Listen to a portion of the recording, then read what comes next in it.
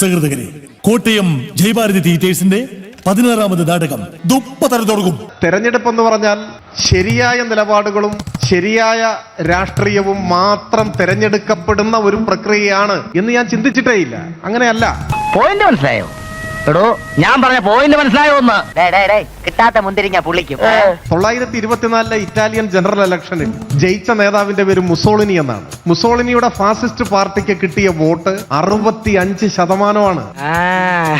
തെരഞ്ഞെടുപ്പിൽ എല്ലായ്പ്പോഴും ശരി ജയിക്കൊന്നുമില്ല. എന്തുകൊണ്ട് തോറ്റു എന്നുള്ളത് ലളിതമായിട്ട് പറഞ്ഞാൽ എന്താ? 65% വോട്ട് നേടി മുസോളിനി ജയിച്ച് ഒരു പതിറ്റാണ്ട് കഴിയുന്നതിന് മുൻപാണ് ഹിറ്റ്ലർ ജർമ്മനിയിൽ ജയിച്ചത്. നാസി പാർട്ടി എല്ലാം തെരഞ്ഞെടുപ്പിലൂടെയാണ് ജയിച്ചത്. കാട്ടുള്ള വീരപ്പന് വരെ MLA MP അല്ലെ പിന്നെ മുഖ്യമന്ത്രി വരെ അതെന്നെ ഉദ്ദേശിച്ച് പറഞ്ഞല്ലേ? എനിക്ക് അങ്ങനെ തോന്നുന്നെങ്കിൽ അത് എന്റെ കുറ്റമല്ല. പക്ഷെ ആ വിജയമൊന്നും ആത്യന്തികമായി നിലനിന്നില്ല എന്ന് മാത്രം. അപ്പൊ തെരഞ്ഞെടുപ്പുകൾ അങ്ങനെ പല കാര്യമുണ്ട്. ഇന്ത്യൻ തെരഞ്ഞെടുപ്പുകൾ നമുക്ക് അങ്ങനെ ഒരുപാട് കൗതുകം കാണാം. പിന്നെ തെരഞ്ഞെടുപ്പിൽ ജയം തോൽവി അതിന്റെ ഭാഗമായിട്ടുള്ള അതൊന്നും ചുമ്മാടിച്ചോടുന്നതാണെന്നേ. തോറ്റാ നിന്ന് കരയും ചെയ്യും. പിന്നെ തെരഞ്ഞെടുപ്പിൽ ജയം തോൽവി അതിന്റെ ഭാഗമായിട്ടുള്ള അതൊന്നും ഒരു വ്യക്തിയുടെ എന്തെങ്കിലും പ്രത്യേകത എന്ന നിലയ്ക്ക് ഞാൻ അതിനെ കണ്ടിട്ടേ ഇല്ല. റവല്യൂഷണറി ഡെമോക്രാറ്റിക് പാർട്ടിയിലെ ഒരു ബുദ്ധിജീവിയാണ് ഞാൻ. നീ വെറുതെ ചിരിപ്പിക്കരുത്. ഇതുപോലെ ഇനി എത്ര എണ്ണം ഉണ്ട്? പിന്നെ മൂത്തിരുത്താൻ അവിടെ എങ്ങനെ? തിരുവനന്തപുരം ജില്ലയില് ചില മണ്ഡലങ്ങളിൽ കനത്ത തരത്തിൽ BJPയും കോൺഗ്രസും തമ്മിലുള്ള ഐക്യമുണ്ടായിരുന്നു എന്ന് വളരെ ക്ലിയറാണ്. ഇതൊക്കെ ആരെങ്കിലും വിശ്വസിക്കോടൂ? ഞാൻ വിശ്വസിക്കണ്ട. ഇത് ഭയങ്കര ബോറാ സഖാവേ. കേരളമാകെ ഉറ്റുനോക്കിയ പ്രധാനപ്പെട്ട ഒരു മണ്ഡലമാണ് നിയമമണ്ഡലത്തില് ഒരു തരത്തിലും രാജീവ് ചന്ദ്രശേഖർ ജയിക്കേണ്ടതല്ല. പിന്നെ ഇനി ആ സർട്ടിഫിക്കറ്റ് കിട്ടിയിട്ട് വേണം. ഞങ്ങൾ ജയിച്ചതേ ജനങ്ങൾക്ക് ഞങ്ങളെ വേണമെന്നുള്ളതുകൊണ്ട്. അസൂയപ്പെട്ടിട്ടൊന്നും കാര്യമില്ല. കഴക്കൂട്ടത്ത് നടന്നിരിക്കുന്നതും ഇതുപോലെ തന്നെയാണ്. BJP രണ്ടിടത്ത് ജയിച്ചതിനെയാണ് ഞങ്ങളേറെ വളരെ പ്രാധാന്യത്തോടു കൂടി കാണുന്ന രണ്ട് കാര്യം. എടാ നിന്റെ സൂക്കേട് എനിക്ക് പിടി കിട്ടിയടാ. നിരാശ, അസൂയ, കുശുമ്പ്, സങ്കടം. Correct, very correct. ആദ്യം ഒരു അല്പ അസൗകര്യം കാണും, പിന്നെ അത് ശീലമായിക്കോളും. അതിലൊന്ന് ഈ കഴക്കൂട്ടത്ത് കേരളത്തിന്റെ രാഷ്ട്രീയ ചരിത്രത്തിലെ ഏറ്റവും അധാർമികമായ ഒരു രാഷ്ട്രീയ നെറിയുമില്ലാത്ത ധാർമ്മികതയുമില്ലാത്ത നീക്കങ്ങൾ നടത്തിയാണ് സഖാവ് കടകംപള്ളിയെ പരാജയപ്പെടുത്തിയിരിക്കുന്നത്. ഒരു തെരഞ്ഞെടുപ്പ് ആകുമ്പോൾ ഒരു പാർട്ടി ജയിക്കും, ഒരു പാർട്ടി തോക്കും. സമ്മതിക്കില്ല, ഇത് ഞാൻ സമ്മതിക്കില്ല. അതിന് ഒരു തരത്തിലും യുക്തിയില്ലാത്ത ഒട്ടേറെ നുണകൾ പ്രൊപ്പഗാൻഡ മിഷൻ വെച്ചിട്ട് ഇങ്ങനെ വ്യാപകമായി ജനങ്ങൾക്കിടയിലേക്ക് പ്രചരിപ്പിച്ചുകൊണ്ടാണ് അവര് വിജയിച്ചിരിക്കുന്നത്. അല്ലാതെ എനിക്ക് പണി അറിയാത്തോണ്ടല്ല. അതിൽ വളരെ കൗതുകരമായ ഒരു കാര്യം, കേരളം കാണേണ്ട കാര്യം, ആ പ്രചരണത്തിൽ BJP ഒറ്റയ്ക്കായിരുന്നില്ല. കോൺഗ്രസും BJPയും ഒരുമിച്ചാണ്.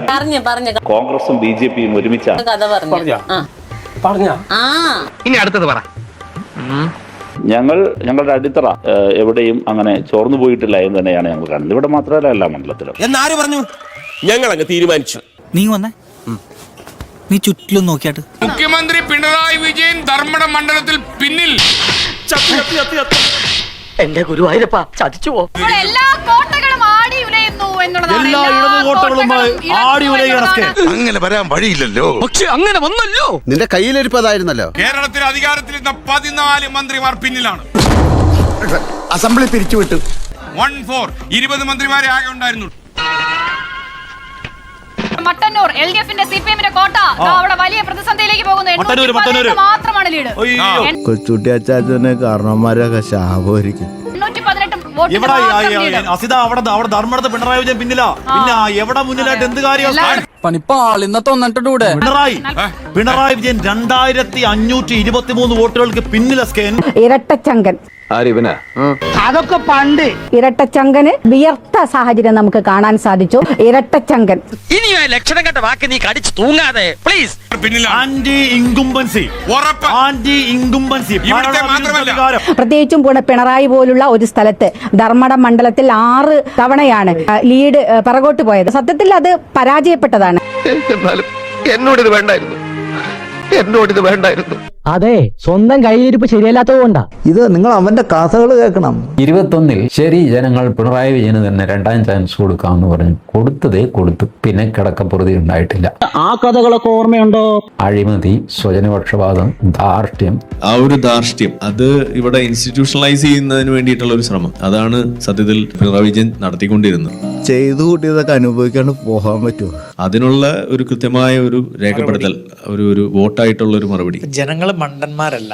അതെ, ഇതെല്ലാവർക്കും അതാണ്. അതെ അതെ അതെ, ഉപ്പ് തിന്നവൻ ആരായിരുന്നാലും നാരങ്ങ വെള്ളം കുടിക്കും. എന്തിന് വഴി നടക്കാൻ സമ്മതിക്കില്ല, രക്ഷാപ്രവർത്തനം കാരണം. സമാധാനമായി. പഴയതൊന്നും സാറ് മറന്നിട്ടില്ലല്ലോ. ഒരു കാലത്ത് ഞാനത് മറക്കില്ല.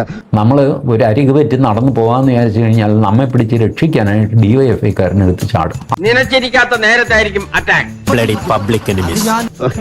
എടോ, അത് ഞാൻ തമാശക്ക്. ഇതൊക്കെയാണ് തമാശ.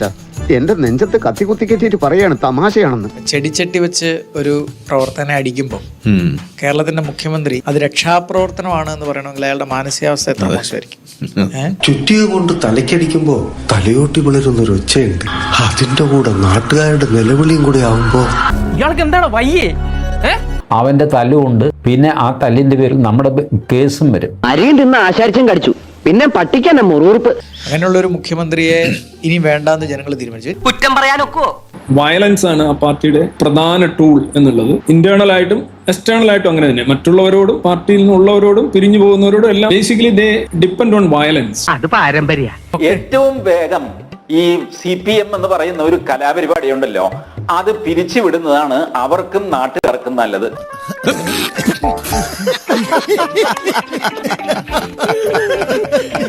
കമ്മ്യൂണിസം എന്ന് പറയുന്ന സിദ്ധാന്തം മരിച്ചുപോയി എന്ന് എല്ലാവർക്കും അറിയാം. കാലാകാലങ്ങളിൽ ഇത് പരീക്ഷിച്ചിട്ടുള്ളവരൊക്കെ നശിച്ചു പോയിട്ടേ ഉള്ളൂ. 89 മുതൽ 91 വരെ ഈ സിദ്ധാന്തത്തിന്റെ പ്രസക്തി നഷ്ടപ്പെട്ടു, അതിന്റെ കഥ കഴിഞ്ഞു. അതുകൊണ്ട് ഇപ്പൊ നാട്ടുകാർക്ക് വലിയ വിലയൊന്നുമില്ല. ഈ സാധനം കൊണ്ട് ലോകത്ത് എന്ത് നടന്നു എന്നൊക്കെ ഉള്ളത് ഇരിക്കട്ടെ, ഭാരതത്തിൽ എന്താ സംഭവിച്ചത്? ദ്രോഹമല്ലാതെ എന്തെങ്കിലും ഈ കമ്മ്യൂണിസ്റ്റ് പാർട്ടിയെ കൊണ്ട് സാധിച്ചിട്ടുണ്ടോ? പലതരത്തിലുള്ള വയലൻസ്. അതിൽ ബർബലായിരിക്കാം, ചിലപ്പോൾ മുദ്രാവാക്യമായിരിക്കാം, ചിലപ്പോൾ കരിയോയിലായിരിക്കാം, ചിലപ്പോൾ എന്തെങ്കിലും ആയിരിക്കും. വയലൻസ് ആണ്. ചെമ്പടയുടെ രീതി, ഫെഡറൽ കാസ്ട്രോയുടെ രീതി. ഇനി ഞാനായിട്ട് എന്തിനാ പാരമ്പര്യത്തിൽ കളങ്കം വരുത്തുന്നത്? അതിനകത്ത് സംശയമില്ല. അത് ഏത് വിപ്ലവ കക്ഷിയുടെയും അടിസ്ഥാനപരമായിട്ടുള്ള ടൂൾ എന്ന് പറഞ്ഞാൽ വയലൻസ്. നമ്മുടെ കുടുംബത്തിന്റെ അന്തസ്സും അഭിമാനവും ഞാൻ കാത്തു സൂക്ഷിക്കളിയാ. ജാതിയിലുള്ള തൂത്താ പോവില്ല. പുള്ളിയെ കരിങ്കൊടി കാണിച്ചു കഴിഞ്ഞാൽ വധശ്രമത്തിന് കേസെടുക്കും. ചടങ്ങ് കവർ ചെയ്യാമെന്ന മാധ്യമ പ്രവർത്തകരുടെ കറുത്ത മാസ്ക് വരെ നിങ്ങൾ ഉരിച്ചില്ലയോ? നല്ല തങ്കപ്പെട്ട മനുഷ്യനാണ് കേട്ടോ. വധശ്രമം എന്ന് പറഞ്ഞു കഴിഞ്ഞാൽ മിനിമം 10 കൊല്ലം തടവ് കിട്ടുന്ന ഏർപ്പാടാണ്. അപ്പോ ഇങ്ങനെയൊക്കെ മനുഷ്യരെ ഉപദ്രവിക്കുക, ശ്വാസം മുട്ടിക്കുക, അത് ഒരു സന്തോഷത്തിന്, അത് തെറ്റാണെങ്കിൽ ക്ഷമിച്ചേരാ, മാപ്പ്. ഇയാളുടെ പരസ്യം കൊണ്ട് വഴി മുഴുവൻ നിറയ്ക്കുക, എന്റെ ഇമേജ് എനിക്ക് നോക്കണ്ടേ, ആ പരസ്യം തലയിൽ മുട്ടിയിട്ട ആൾക്കാർക്ക് പരിക്ക് പറ്റുക, ഇങ്ങനെയൊക്കെയുള്ള കലാപരിപാടികളും ഒക്കെ ആയിട്ട് പിണറായി വിജയൻ. കൂടുതൽ തന്നെ കൊണ്ട് പറയിക്കണ്ട. സജി, വീട്ടിൽ തന്നെ ഇരുന്നാ മതി, നീ പുറത്തോട്ടൊന്നും ഇറങ്ങാൻ നിൽക്കണ്ടാട്ടാ. M. സ്വരാജ് പറഞ്ഞിരിക്കുന്ന കാര്യം അനർഹമായ ഒരു തോൽവിയാണ് ഇതെന്നാണ്. കള്ള ബുദ്ധിജീവികളുടെ അംഗീകാരം ആർക്ക് വേണം? അയ്യോ, അങ്ങനെ പറയില്ലേ, വലിയ മഹാനല്ലേ ഇദ്ദേഹം. അദ്ദേഹത്തിന്റെ പ്രസ്താവന വരികൾക്കിടയിലൂടെ വായിക്കുമ്പോൾ ശ്രീത് പണിക്കർ അതൊരു MM മണി സ്റ്റൈൽ ആയിട്ടുണ്ടോ? നമുക്ക് വേണമെങ്കിൽ ഇത് പോളിഷ്ഡ് ആയിട്ടും പറയാം, അതല്ലാതെ വളരെ റോ ആയിട്ടും പറയാം. സത്യത്തിൽ ഈ പറഞ്ഞിരിക്കുന്ന നന്ദിയില്ലാത്തവന്മാരെ എന്നുള്ള വിളിയാണ്. ബോധം വിവരം വേണ്ട ഇവനൊക്കെ. വോട്ട് കിട്ടാത്ത അല്ലെങ്കിൽ വോട്ട് ചെയ്യാത്ത ആൾക്കാരെ നന്ദിയില്ലാത്തവരെ എന്ന് വിളിക്കുന്നതിന് തുല്യമായിട്ടുള്ള കാര്യമാണ്. ഇതെല്ലാം വാങ്ങി നല്ല ഭംഗിയായി ചാപ്പാട് കഴിച്ചവര് നല്ല ഭംഗിയായി നമുക്കിട്ട് വെച്ചു എന്നാണ് എനിക്ക് തോന്നിയത്. നീ നന്നാവൂല. ഇതാണ് ഹൈറേഞ്ചിലെ വിപ്ലവ സിംഹം സഖാവ് ശശിയാശാൻ.